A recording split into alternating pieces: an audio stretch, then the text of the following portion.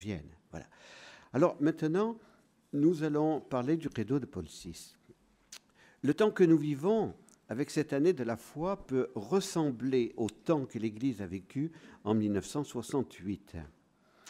Le pape Paul VI souffrait de la grave crise de la foi. Et c'est pour cela qu'en 1967, il avait décrété une année de la foi et le 29 juin 1968, au cours de cette année de la foi, il avait promulgué le credo du peuple de Dieu, que l'on appelle aussi le credo de Paul VI. Au cours de l'audience du mercredi 30 octobre 1968, Paul VI disait « La foi est notre premier devoir. La foi est pour nous une question vitale. La foi est le principe irremplaçable du christianisme. C'est la source de la charité, le centre de l'unité, la raison d'être fondamentale de notre religion. Aujourd'hui, contrairement à ce qui devrait arriver avec le progrès humain, la foi, disons l'adhésion à la foi, est devenue plus difficile. Philosophiquement, à cause de la contestation croissante des lois de la pensée spéculative, de la raison naturelle, de la valeur des certitudes humaines, le doute, l'agnosticisme, le sophisme, l'absence de préjugés devant l'absurde, le refus de la logique et de la métaphysique bouleversent l'esprit des modernes.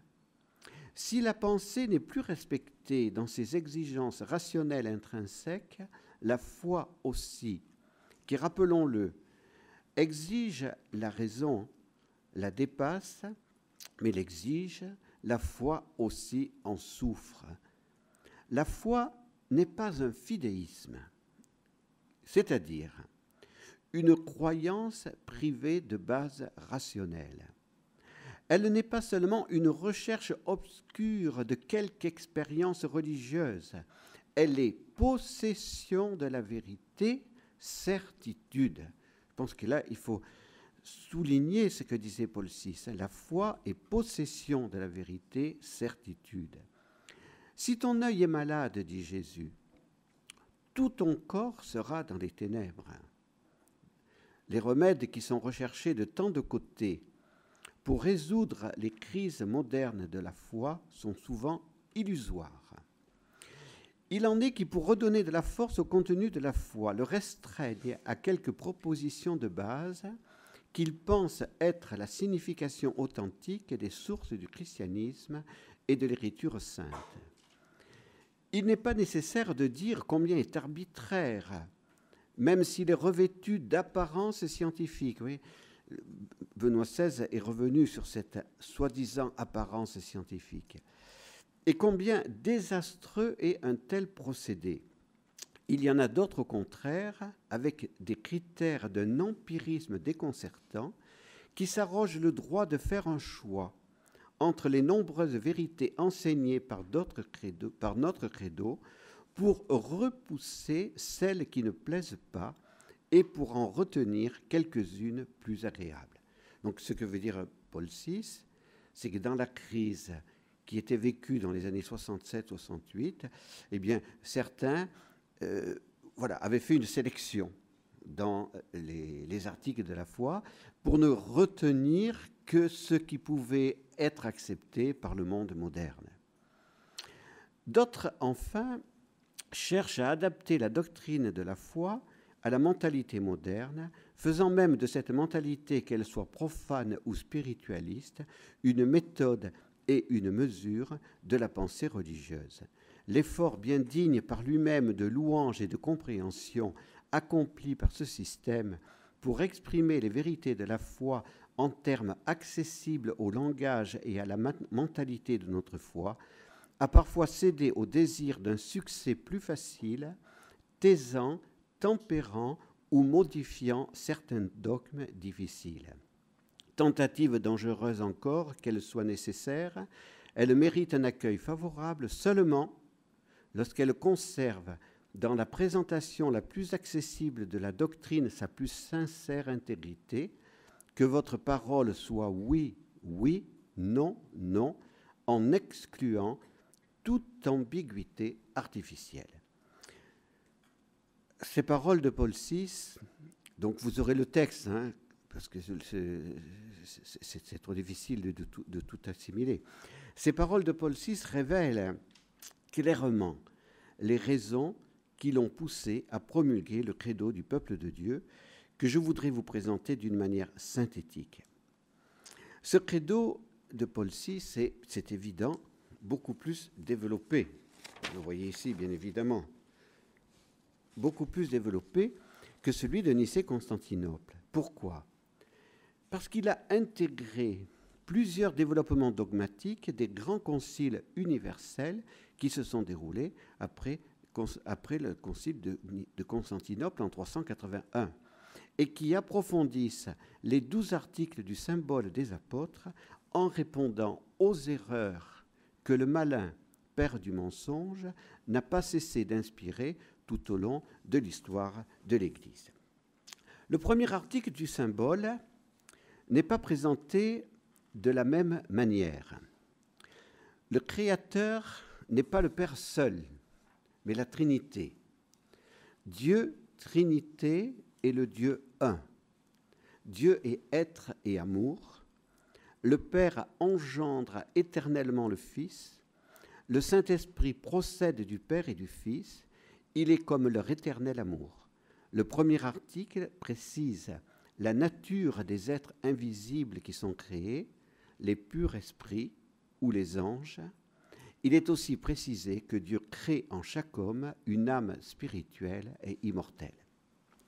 Donc déjà, dans ce premier article, vous voyez, on a intégré la théologie sur le mystère de la Trinité pour bien montrer que la création n'est pas l'œuvre seulement du Père seul, mais l'œuvre de la Trinité, Père, Fils et Esprit Saint. Et on a répondu aux erreurs du temps, puisqu'actuellement il y a des personnes qui disent que les anges n'existent pas et que l'homme n'a pas une âme spirituelle. Voilà, donc, premier article répond à ces erreurs.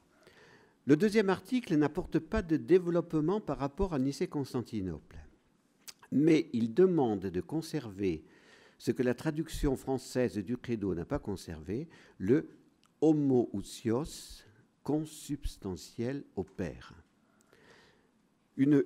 Voilà, de même nature que le Père, c'est trop faible. Donc il faudra que dans la prochaine traduction du credo de Nicée-Constantinople, on ait une traduction qui soit plus fidèle au texte latin et grec. Le troisième article développe le mystère de l'incarnation du Verbe en intégrant l'enseignement dogmatique du concile de Chalcédoine. Comme frère Benoît vous l'a expliqué hier soir, Constantinople, c'est en 381. Donc, on a bien répondu aux erreurs. Donc, c'était déjà plus que Nicée 325. On a répondu aux erreurs de Darius, mais il nous manquait encore un développement pour bien comprendre ce mystère du Christ. Et ce développement sera fait en 451 au concile de Chalcédoine. Donc, le troisième article intègre ce qui a été donné au concile de Chalcédoine sur l'unicité de la personne divine de Jésus, qui possède les natures divines et humaines, et ces natures ne sont pas confondues. Hein. Parce que la difficulté, est-ce que Jésus est une personne humaine ? Il y a actuellement une ressurgence d'hérésie à ce niveau-là.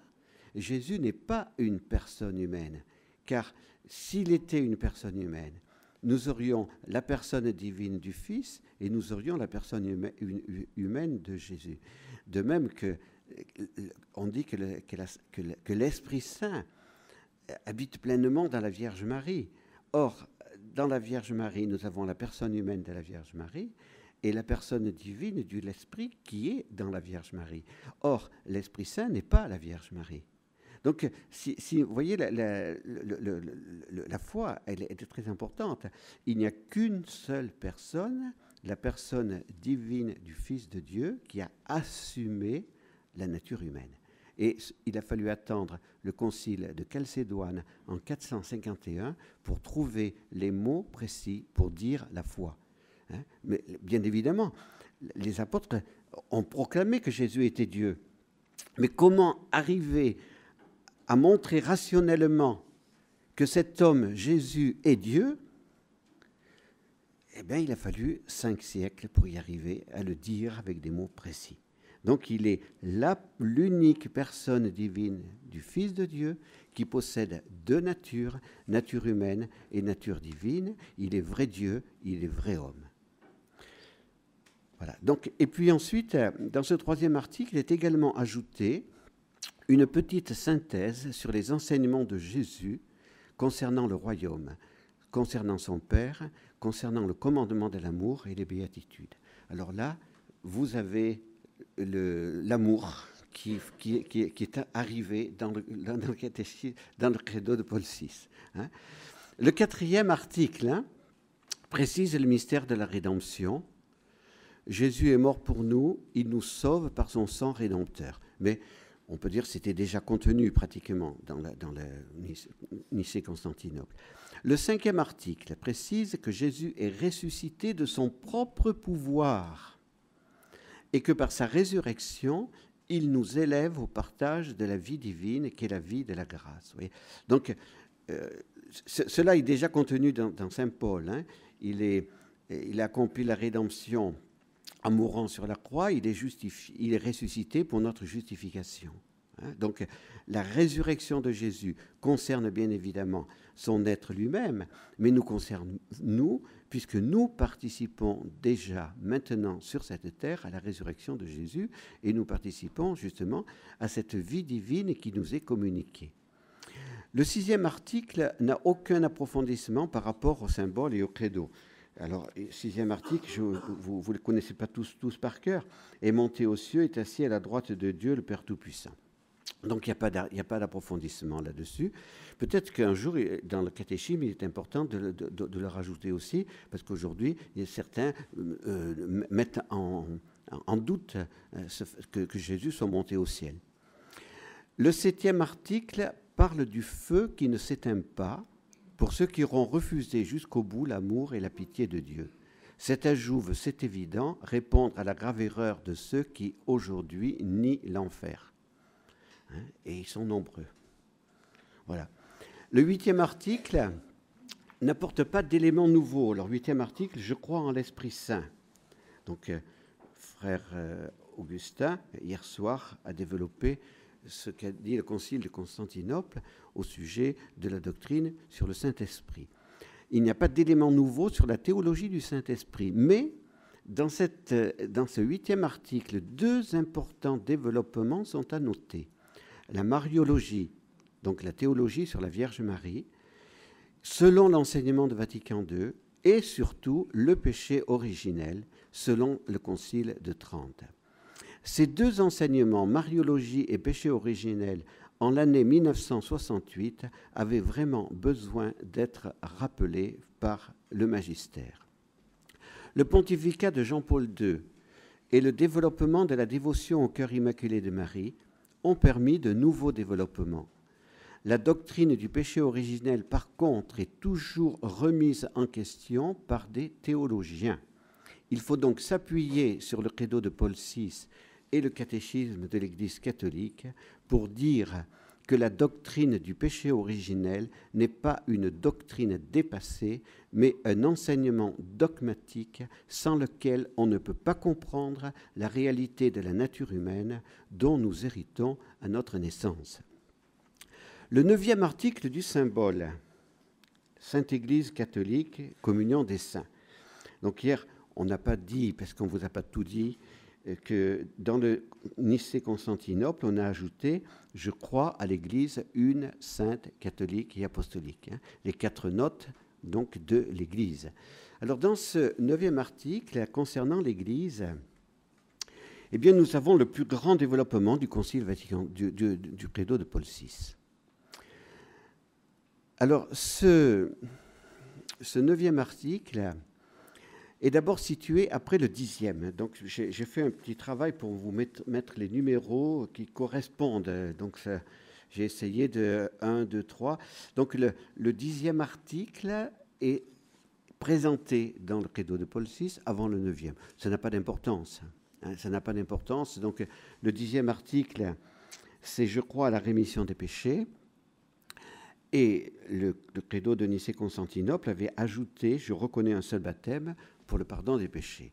Voilà. Alors donc, ce 9e article concerne l'unique baptême pour la rémission des péchés. Je note l'ajout du baptême des petits-enfants en vue de renaître de l'eau et de l'Esprit Saint à la vie divine dans le Christ Jésus. Même s'il y a une petite inversion, cela n'a aucune importance. L'intégralité de la foi des apôtres est bien maintenue. Dans le 9e article concernant l'Église, nous avons une très précise synthèse de la constitution dogmatique de Vatican II, Lumen Gentium. Nous ne pouvons que vous inviter à méditer attentivement cette riche et magnifique synthèse. 2 développements importants suivent. Le premier développement sur la messe, le sacrifice du calvaire rendu sacramentellement présent sur notre autel. Et là aussi, vous comprenez l'importance, en 1968, de rappeler que la messe est l'actualisation du sacrifice du calvaire. Parce que c'était aussi une erreur qui était beaucoup répandue de ne plus croire au saint sacrifice de la messe. Le second développement, sur le mystère du changement du pain et du vin en corps et sang de Jésus, et sur la présence vraie, réelle et substantielle de Jésus dans l'Eucharistie. Des théologiens, dont Karl Rahner, demandaient d'abandonner le mot transsubstantiation pour dire le changement du pain et du vin en corps et sang de Jésus. Leur raison était que les personnes aujourd'hui ne pouvaient plus comprendre ce mot, car vous êtes incapables de comprendre le mot substance. Donc, Karl Rahner avait trouvé 2 mots beaucoup plus simples, transsignification ou transfinalisation. C'était évident que c'était beaucoup plus simple et que vous auriez mieux compris. Bon, donc Paul VI a dit non. Et voilà ce que dit dans le credo Paul VI.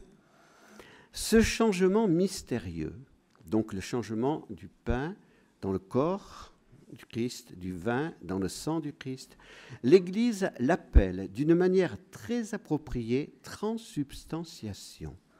Toute explication théologique cherchant quelque intelligence de ce mystère doit, pour être en accord avec la foi catholique, maintenir que dans la réalité elle-même, indépendante de notre esprit, le pain et le vin ont cessé d'exister après la consécration, en sorte que c'est le corps et le sang adorable du Seigneur Jésus qui, dès lors, sont réellement devant nous, sous les espèces sacramentelles du pain et du vin, comme le Seigneur l'a voulu, pour se donner à nous en nourriture et pour nous associer à l'unité de son corps mystique.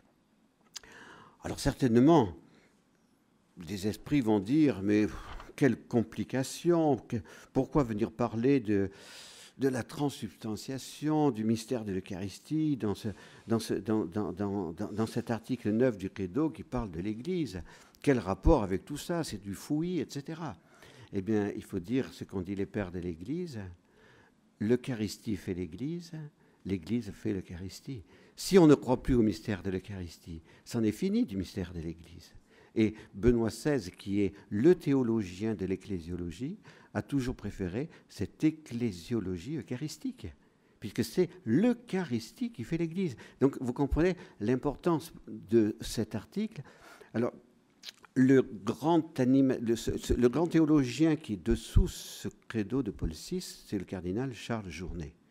C'est au cardinal Charles Journet et aussi à un philosophe, Jacques Maritain, que Paul VI a demandé justement de travailler sur ce credo du peuple de Dieu. Le dernier développement de l'article 9 est une synthèse de la constitution pastorale de Vatican II, Gaudium et Spes.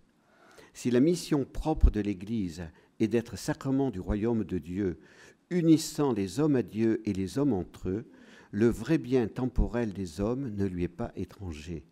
La doctrine sociale de l'Église en est la preuve. L'Église s'engage aussi pour la civilisation de l'amour. Et donc on continuera à s'engager pour la défense de la famille. Ça fait partie de la mission de l'Église. Et donc le 24 mars, commencez à vous préparer pour montrer à notre président de la République que nous sommes là pour défendre la famille. Bon.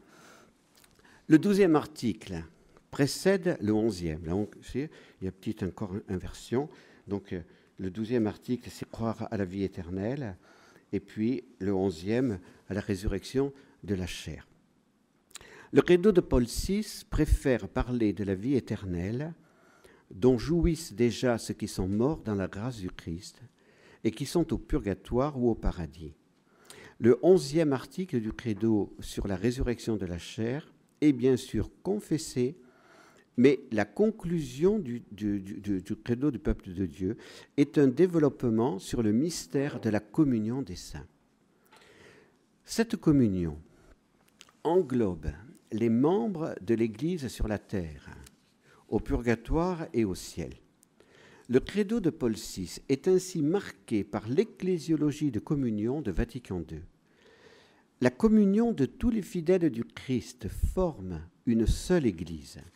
Cette communion est efficace, je cite le texte, nous croyons que dans cette communion, l'amour miséricordieux de Dieu et de ses saints est toujours à l'écoute de nos prières, comme Jésus nous l'a dit, demandez et vous recevrez.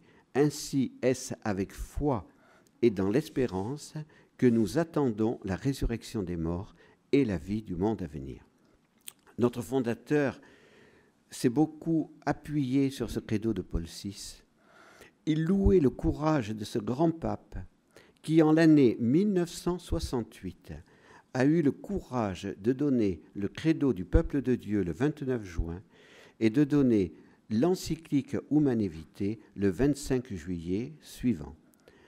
Paul VI voulait vraiment, dans la tourmente de 1968, aider les chrétiens à garder la vraie foi.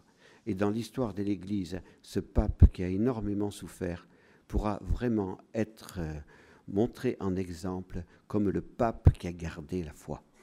Et le pape qui nous a donné les éléments qui vont permettre à leurs successeurs de nous donner ensuite le catéchisme de l'Église catholique que sœur Jacinthe va maintenant